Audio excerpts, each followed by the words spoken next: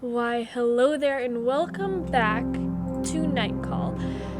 We are going on to the third night, hopefully not too stressful of a night. We've seen some odd people, some cool people, some weird people, a lot of weird people, but tonight we are just gonna chill. You open one eye, you stretch slowly. It's already nighttime out. You get up quickly. And a few minutes later, you're outside of your studio. Night 3. Okay, so last night we lost money. We lost quite a bit of money. So tonight, hopefully we'll make some money. So let's see here. What about this random person? They seem close. Let's see what they're offering for fare. So they are offering some fare, and sure, we'll accept it for now. A street a little off the Palace de l'Hôtel. Your client is pacing back and forth in front of a jazz club that's closed. He raises his walking stick and hails your cab. He climbs into the cab straight away. Pierre Lachaise Cemetery, please. The northern entrance in the 20th arrondissement. The cemetery is closed. He gives you a funny smile. It will be open for me, my dear. Another drunk passenger, perhaps? And yet this one's sitting up perfectly straight, walking stick across his knees. His get-up reminds you of another night creature, a regular customer with the taste for young flesh, both men and women. Looks like they move in the same circles, a strange world of... Your passenger's incessant gaze in the rearview mirror cuts your musings short. Are you cold? Would you like me to turn up the heat? Would you like me to put on some music? Is everything okay, or say nothing? Let's go with the music. A little jazz if you have any to prolong the evening. You switch on the radio and turn to a jazz station. A Chet Baker standard is playing. Ah, Chet Baker. He was quite a man. His voice trails off, as if an old memory has surfaced. Such a pity we lost him. The man in the back seat seems to be in his early 30s. Way too young to have known Chet Baker personally. Yet a wave of nostalgia seems to have come over him, as if he were thinking of a lost friend. You knew Chet Baker? Oh yes, I knew him well. He's the reason I chose Europe. You're not exactly sure when Chet Baker was alive. Unfortunately, I arrived in Amsterdam too late. Paris was my second chance. Jazz is out of fashion everywhere, but here, it lives on. Paris still has good clubs where you can listen to music and meet beautiful musicians, and jazz after I'm not even gonna bother saying that word. A moment's hesitation. His fingers slide up and down his walking stick. Anyhow, remembering Chet always whets my appetite and makes me want to puke. But no, let's just forget about all of that. Take us someplace where we can eat, both of us. His smile is warmer now, hungrier too, and more disturbing. I'm on duty. That's not a problem, my dear. I'll be able to keep you aroused. Clutching his walking stick, he eyes you intently in the rearview mirror. A sudden sense of dread comes over you. What if... Look, I said no. He breathes a theatrical sigh. What a pity. I'm absolutely famished. The ride continues in silence. Your passenger appears increasingly restless. He's fiddling with his walking stick, his eyes darting this way and that. You are in one of the narrow one-way streets leading up to Gambetta Square and Pierre Lachaise Cemetery. The early morning delivery van ahead of you comes to a sudden stop. Your passenger flings open the door all at once and breaks into a run. By the time you get out, he's disappeared into the night. You stand there a minute and then, numb with cold, climb back in the car. You glance over to the back seat and discover a tear in the upholstery, as if the surface of the seat had been clawed by a tiger. You turn the ignition over. Well, that was odd. Not gonna lie there. Okay, so we've got werewolves, possibly. We've got vampires. We've got just plain crazy people. That's just lovely. Let's see what else we have around. This girl seems nice and close. Let's go for her. There's a taste in your mouth. Iron. Oh, okay. Yeah, we can do this. The woman getting in your taxi does not look like she's at her best. Mouth lolling open, eyes unfocused, out of breath. She looks like she's been punched in the gut. Or like she saw a ghost. Wouldn't be too surprising by this point. She struggles to take her backpack off and makes several attempts. The strap gets caught in the buckle of her overalls. She sighs and gets annoyed. Doing this whole process, she doesn't look up at you once. She takes a deep breath. Please this. Her voice is emotionless, more of a trickle than a voice, coming out of a childish body. It sounds like it took every bit of energy she had to get those words out. She takes her phone out of her bag, hesitates, starts swiping left to right and right to left. She's completely absorbed. You think you can make out the reflection of a colorful mobile game in her glasses. Silence settles heavily into the cab. It is broken occasionally by something that sounds like a hiccup or a repressed sob. At a red light, she raises her head and lowers it the second her gaze crosses yours in the rearview mirror. Something about her makes you feel like you've got something caught in your throat. Rough night? She looks up, surprised you broke into her bubble. Her gaze darkens a bit more. Yeah, you might say so. She's not crying, not shaking, just the occasional spasm. A few seconds go by. You attempt to focus on the road, but despite both of your efforts to pretend nothing is wrong, her emotions invade the cab. She finally takes the plunge, like she's jumping off a cliff. Can I talk to you?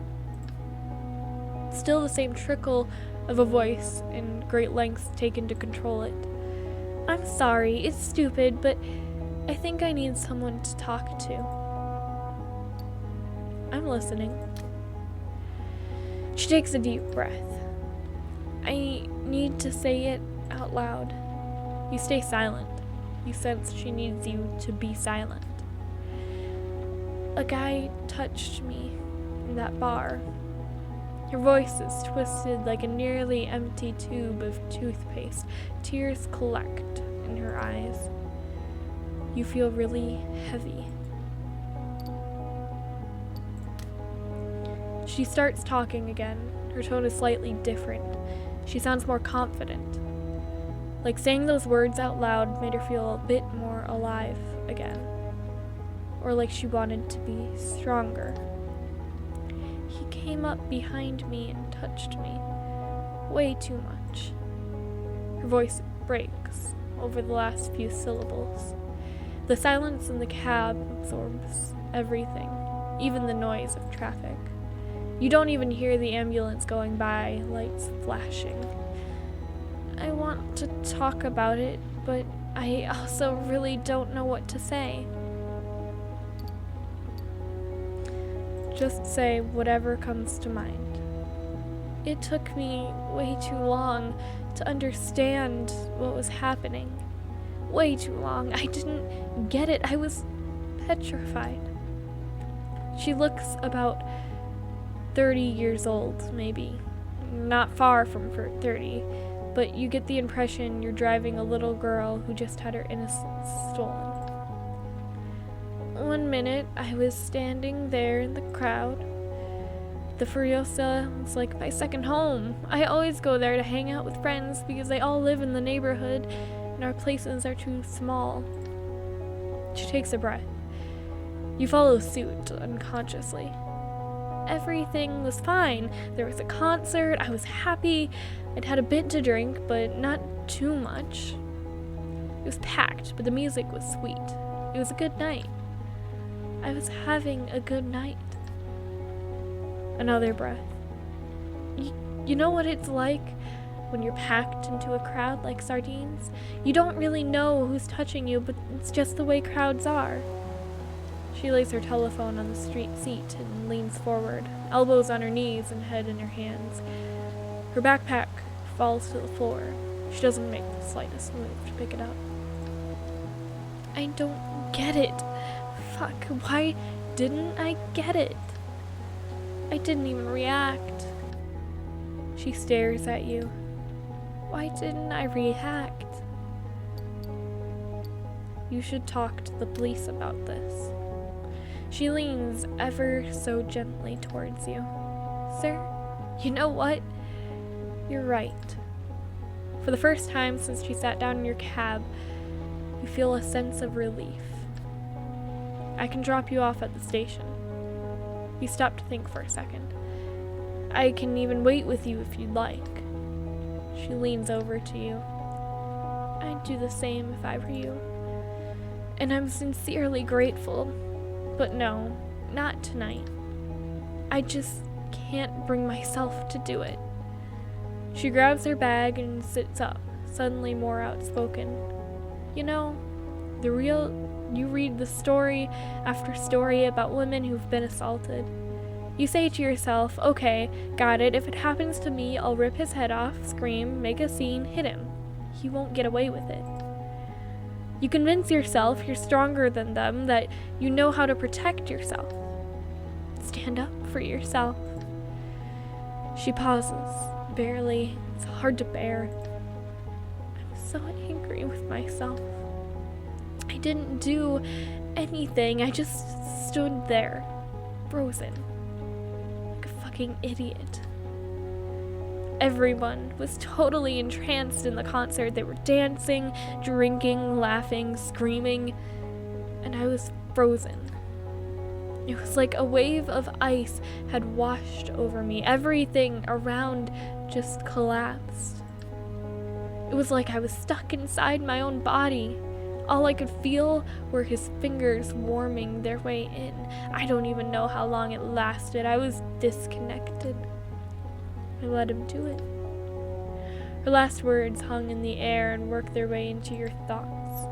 You became aware of your sweaty hands on the steering wheel.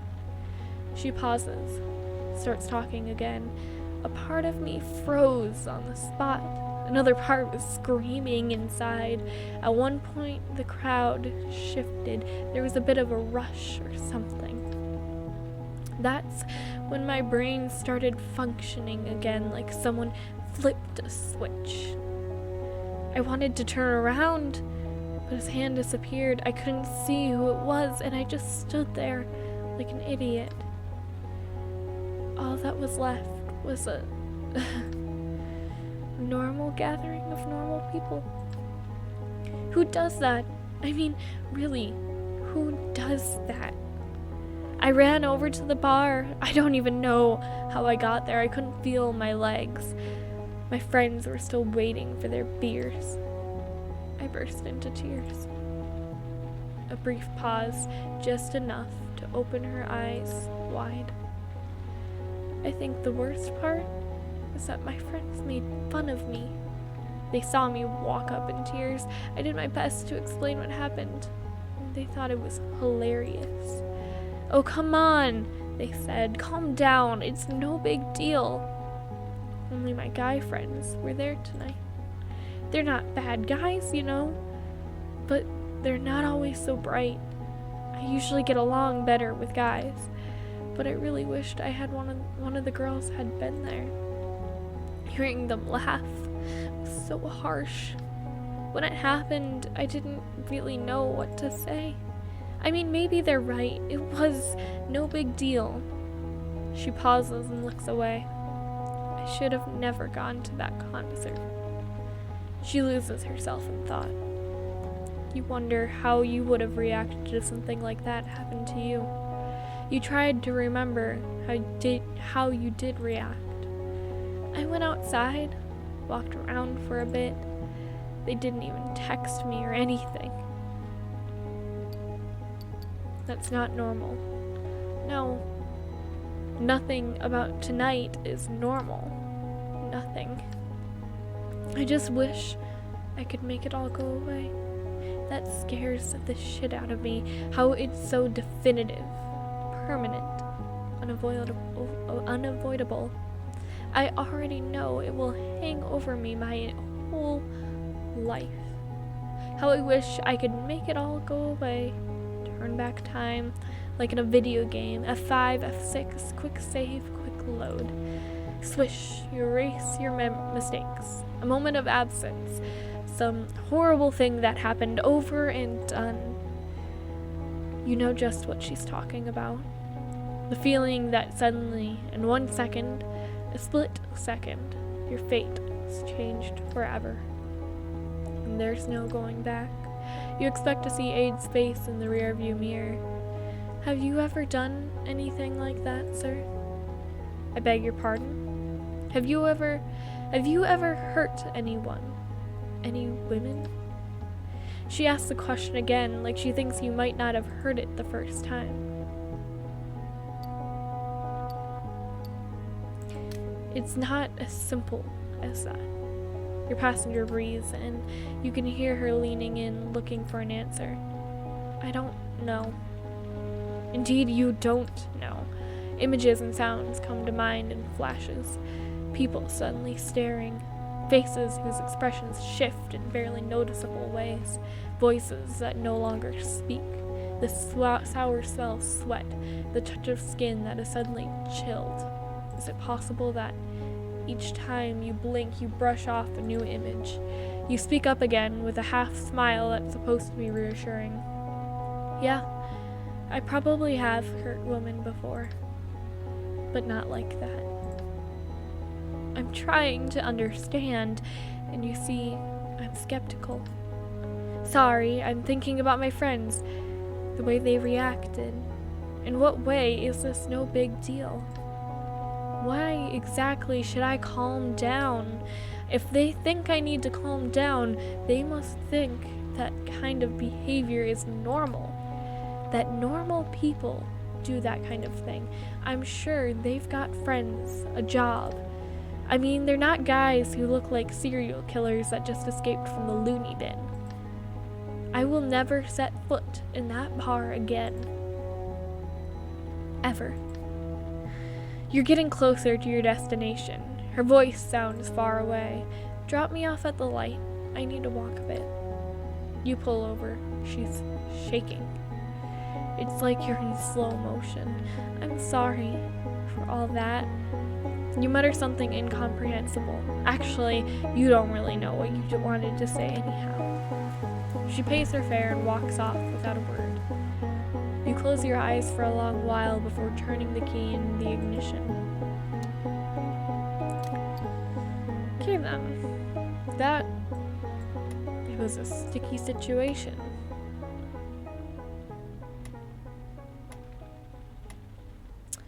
Let's just go to one of these. Let's find some more intel instead. You look Belvedere over. It's a rather unassuming bar that had its heyday at the end of the 1980s. The exterior decor is over the top, molding with embedded statues, fake ivy painted along the walls. It's probably even worse inside. You glance at the time. They're about to close. Must be a small party. You leave your cab, walk towards the bar, and push the door open. Dim lighting, almost no one here. You see your passenger at the end of the bar. She's talking to a young man, scarf, round glasses, loafers with tassels, and gently stroking his arm. You walk over to the bar. A young woman, no more than 20, looks slyly at you. There are dozens of kinds of liquor behind her. We're closing. She's putting glasses away. They clink in her hands.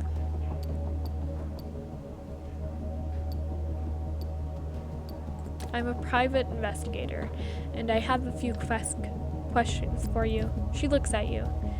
You don't look like a PI.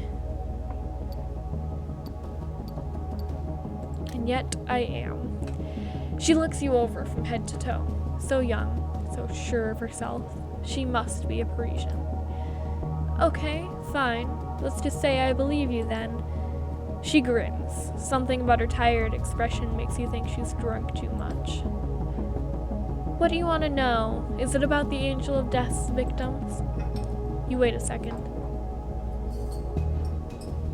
Which victims?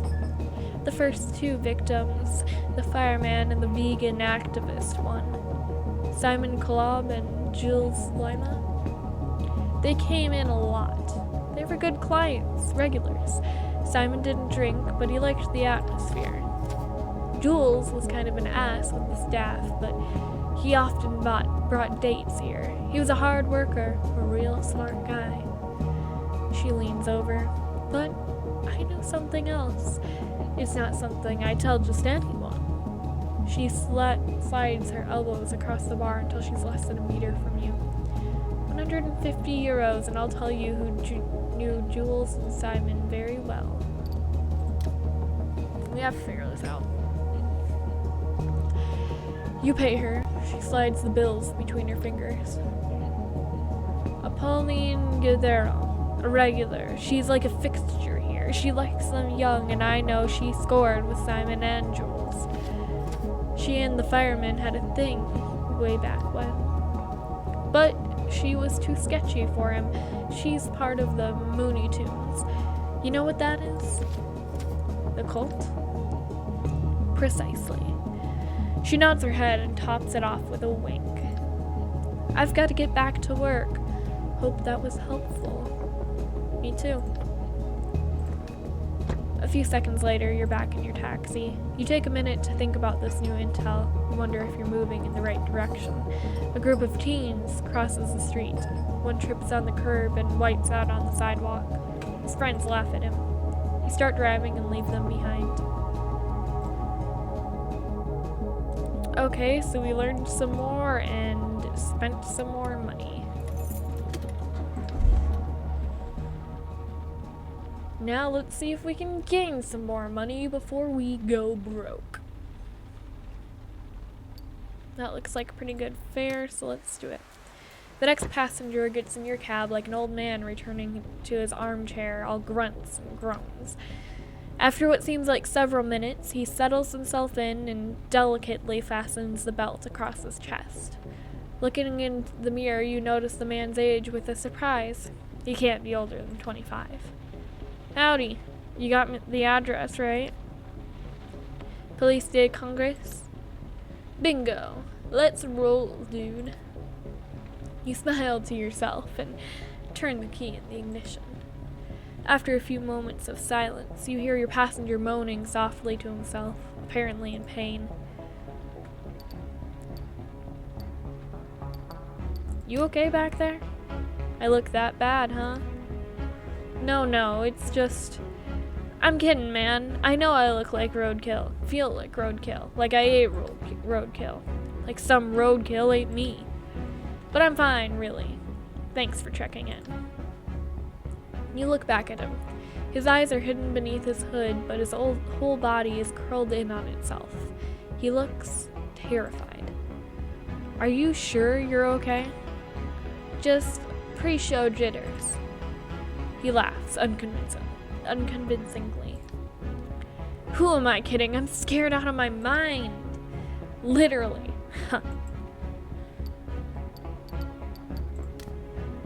Your passenger's face is hard to make out in the murk of the back seat, but his skin looks porcelain white. Technotopia 9. That's where we're going. Every biohacker, transhumanist, and futurologist worth his cryptocurrency will be there. I'm giving a talk. The closing talk, in fact. Sounds like a big deal. Oh man, it is. Someone even saw Mitnick there yesterday. I mean, the Condor himself. The name means nothing to you, but your passenger looks positively starstruck. Me showing off my work to the who's and who man? The Kareem? A huge grin splits his face an instant before he groans again. He digs his elbows deep into the seat. And all it took was a little brain surgery. What? Yeah, don't worry about me. You can't help a look of surprise crossing your face, but you manage to stay quiet. That's the real reason why I'm so fucking scared, if I'm honest. I did this to myself. He gestures towards his current state. Designed a new kind of brain implant, one that can access everything. The unlimited learning potential of the metaweb, a mind gate between my brain and the cloud. You put a computer in your head? No, yes, more or less. A chip, at least. I'm always connected now. You make a turn and see the lights of the conference center.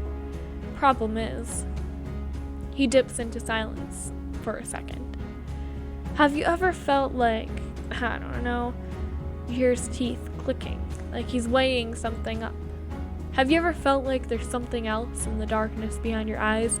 Some little voice telling you what to do? You cast your mind back to the night your brother, to when aid called. Were you really in control? Was it you who made the decision or something else? You don't want to think about it. In the back, your passenger is shaking. It's just that. Since I started seeing. He leans forward and his hood falls from his face. Holy crap. I don't think I'm alone in here anymore. A jagged track mark of a scar winds across his hairline, but his eyes really scare you. One is completely dark, pupil brown, pupil blown. The other is milky white. The figure unfastens itself and exits in one fluid motion. You watch it disappear into the crowd before turning the key and driving away. Holy crap. Okay, so there's a lot of weird people in this town. Like, what the hell, guys? We need gas. We're gonna go and get some gas, but man, oh man. We've had, already today, I mean, we've had a literal, wow, just wow. I can't even, like, the person behind the counter must see and hear things, might be worth asking a couple questions. This place makes you nervous. All you want to do is get back into your warm cap.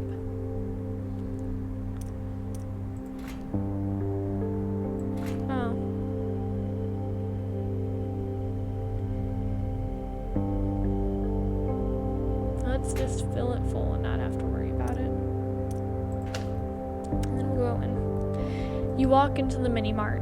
Behind the counter, a student doing his homework lazily raises his head. Yeah?